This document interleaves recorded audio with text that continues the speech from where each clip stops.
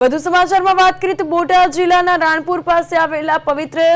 લોયાધામ ખાતે આગામી 21 થી 31 ડિસેમ્બર દરમિયાન યોજાનાર ભવ્ય મુક્ત મુનિ મહોત્સવ તથા શ્રી સદગુરુ શતાબ્દી મહોત્સવની ઉજવણી પૂર્વે પૂજ્ય સદગુરુ શાસ્ત્રી ઘનશ્યામ પ્રકાશ દાસજી સ્વામીના આશીર્વાદ અને પ્રેરણાથી 50 વીઘા જમીન પર 6 મહિનાથી અથાગ મહેનતે તૈયાર કરાયેલ અદ્ભુત સાંસ્કૃતિક પ્રદર્શનનો ભવ્ય ઉદ્ઘાટન સમારોહ,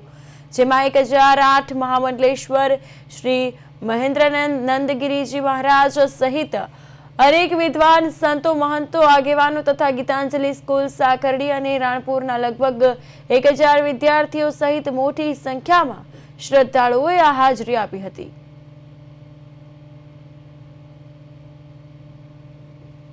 श्री स्वामीनारायण मंदिर लोयाधाम में आंगण मुक्त मुनि एवं सदगुरु शताब्दी महोत्सव उपलक्ष्य में आज तारीख 7 થી 31 ડિસેમ્બર સુધી જે પ્રદર્શન જેમાં સમાજ હિતના અનેક સંદેશાઓ છે, દેશ હિતના સંદેશાઓ છે, જીવન હિતના સંદેશાઓ છે, નાના બાળકથી લઈ 80 વર્ષના માણસ સુધી જોઈ પોતાના મનને પ્રફુલ્લિત કરી શકે,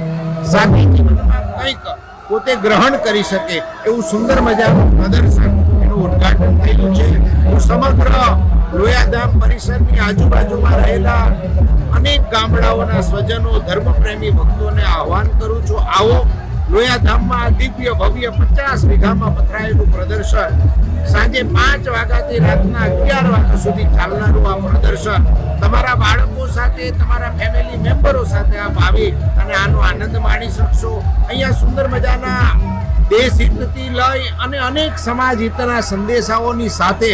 આનંદ મેળાઓ છે, જમવા માટેની વ્યવસ્થાઓ છે, અહીંયા નાસ્તા હાઉસો છે, અહીંયા સુંદર મજાની ખરીદી પણ આપ કરી શકશો। એની સાથોસાથે